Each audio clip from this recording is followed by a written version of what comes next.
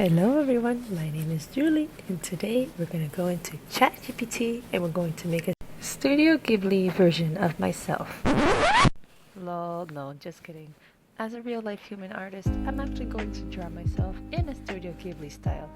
Now, if you know me on a personal level, or even just looking at the stories I put on Instagram, you know I am heavily against AI generated images, not only because of their blatant plagiarism, but also just of the great laziness and lack of effort and overall lack of appreciation of real artists. And I'm saying it, there are such things as real artists. So the first part of this artwork, I'm going to study the Studio Ghibli style, especially the way they draw their female characters, and I'm going to draw myself in that style. I'm going to make some outfits of what I should wear in the drawing. Here's a reference photo of myself sitting in a couch, which inspired me to draw myself sitting on a flamboyant tree, which is an emblematic tree of Puerto Rico. I want to share with you that part of the art process, what makes it so engaging, is just literally just turning your brain on and observing different things. Like I definitely wanted to have a red dress and I wanted it to be elusive to flamboyantness. So eventually you'll see how I combine the petals of a flamboyant and create a dress elusive to that.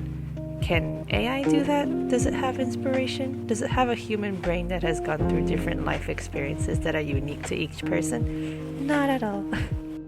So as you can see, the art that I'm making is inspired off things from my patio.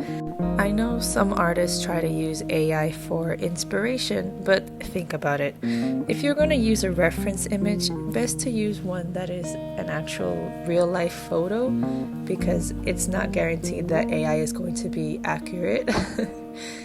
And if you are lacking inspiration, sometimes you can even just find it in your backyard, or in your kitchen, or in your bedroom, or in your toilet. I don't know. So I don't really agree with using AI as inspiration either, because let's not get into how harmful AI softwares are for the environment, how much water they use. You should look at this video to get an idea of what it's like living next to a Facebook data center, and hopefully it'll give you an idea of how something so pointless can be so harmful. Now, once I did a few facial studies of Studio Ghibli characters, and after observing the way they draw bodies, I started drawing myself in this style. There are two versions because one of them I didn't really like, which is also part of the art process. Sometimes you make fails, and sometimes you have to do it again, but that's okay. And the cool thing about this, I think, personally, is I am going to cut out parts of the foreground and the main elements, because in traditional animation, usually the backgrounds are pre-painted and anything that moves is placed on top of the background and maybe erased a little bit to accommodate for stuff behind the background. So I'm going to be cutting out each element and pasting it onto a pre-painted background as a sort of homage to the way traditional animation has been done for years. There's some really cool videos on YouTube of old Disney animation doing this exact process in a completely more complicated way, but I highly recommend you look at it and just appreciate the art of animation. So I did this for the rest of the elements, which are actually things related to my own life, such as my pets and my family. And you'll see pretty soon that the background I make is based off my backyard, which is very personal to me. It's very... From my desk, there is a flamboyant tree in which I always stare at, and I always think, why hasn't it inspired me yet? And I'm glad now I can finally use it as inspiration for this artwork. Now, my main goal with this video is to basically show you the messy process that comes with making art and that effort, I think, should be valued, should not be disrespected with the blatant plagiarism and, well, honestly, undisclosed theft of AI generated images.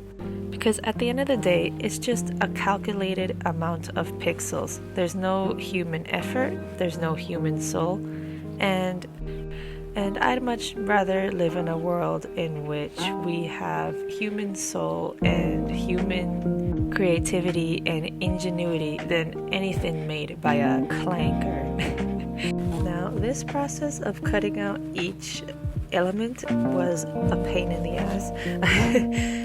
For some reason, every blade that I used kept dulling before it even was able to cut again.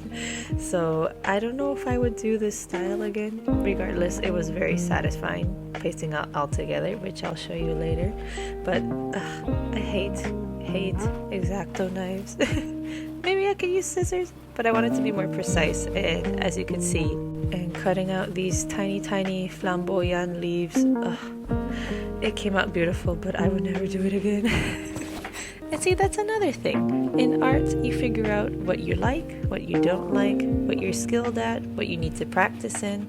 And that practice, taking time out of your day to develop a skill, is just valuable. I wouldn't say I'm like the most eloquent person ever, so there's probably a better way for me to explain it, but I'm happy to explain it at another time. Now, maybe you're wondering, oh, Julie, but doesn't AI make art more accessible? What if I need it for this? What if I need it for that? And my answer to that is art has always been accessible. All you need is a paper and a pencil and an imagination, and just you go at it.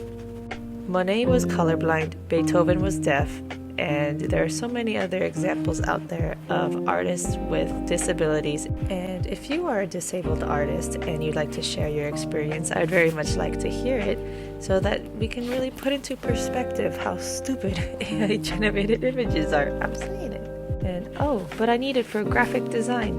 Canva. All you need is Canva.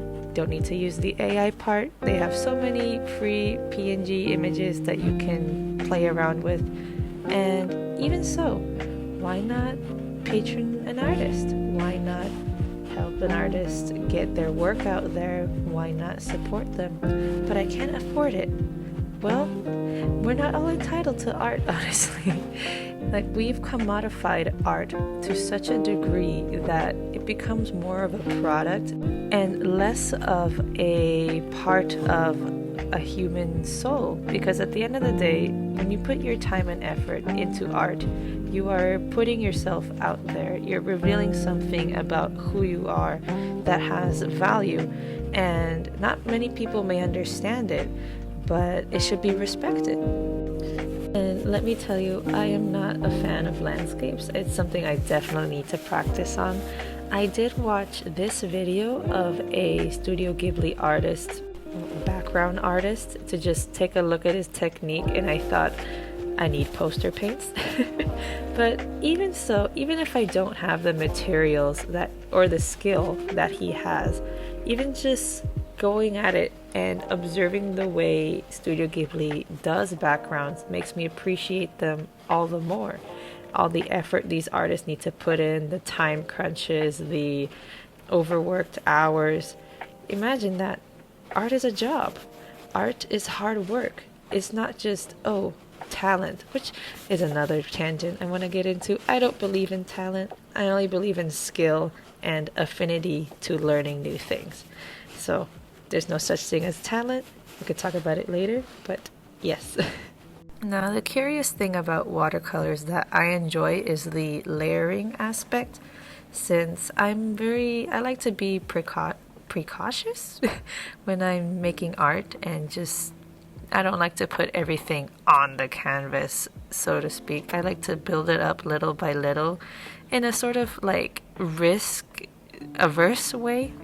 So I'm little by little, I keep layering onto the background to make darker colors, to make more dimension, more contrast. And watercolor in itself can't really get so dark because of the nature of the pigment is so transparent. But after a few layers, you'll see that I got it to be pretty dark. So this art piece also took me about 2 months to make while I was on and off on it because I was in an internship. So I had to cut out time out of usually my evening in order to work on it along with all the other things I had going on in my life. So there was a process of just working at it little by little, even though maybe I felt like it didn't go anywhere. I got to this point where I was like, oh, it's already done. And I was stressing out for no reason. I really love it when I started to put all the elements together. I just literally glued them with Elmer's glue. But towards the end here, I'm going to do a layer of Mod Podge. I use this Mod Podge spray and this Mod Podge glue so that everything is sealed and nice and protected.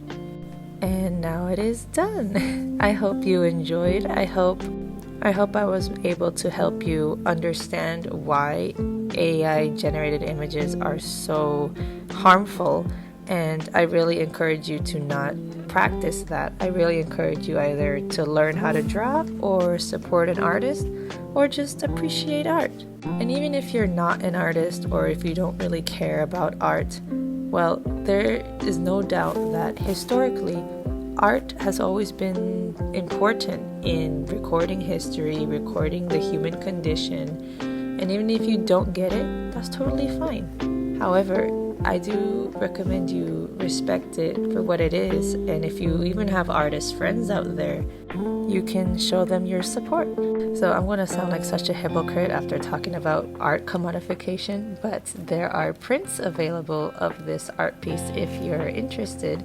I will be selling them in person in different events throughout Puerto Rico, but if you're interested, you can also buy from my website. I want to thank you for watching until the end, and I'll see you in the next one.